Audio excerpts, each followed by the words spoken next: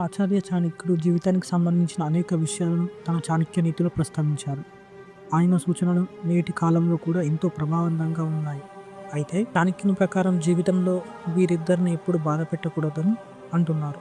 వీరిని గౌరవం చేసుకోవాలి. అయితే చాణక్యుడు ఎవరి గురించి ఈ వాక్యాలు చెప్తున్నారో ఇప్పుడు తెలుసుకుందాం. తల్లిదండ్రులు. చాణక్యుడి ప్రకారం తల్లిదండ్రులు గౌరవించని వ్యక్తి జీవితంలో ఎప్పుడు సుఖంగా ఉండడట.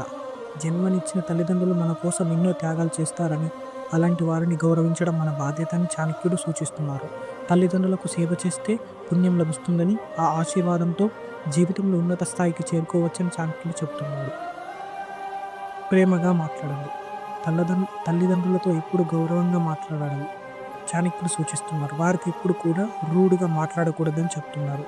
మీ మాటలు తల్లిదండ్రుల మనసును బాధించకూడదని, ఒక్కసారి మాట్లాడిన మాట వెనక్కి తీసుకోవడం సాధ్యం కాదు. కాబట్టి మాట్లాడే ముందు ఆలోచించి మాట్లాడాలని చెబుతున్నారు. తల్లిదండ్రులతో ప్రేమగా, మృదువుగా మాట్లాడితే వారి ద్వారా వచ్చే దీవెనలు జీవితంలో సంతోషంగా ఉండేలా చేస్తాయని వారు చెప్పిన మాటలు విలువలు ఇవ్వాలని అంటున్నారు.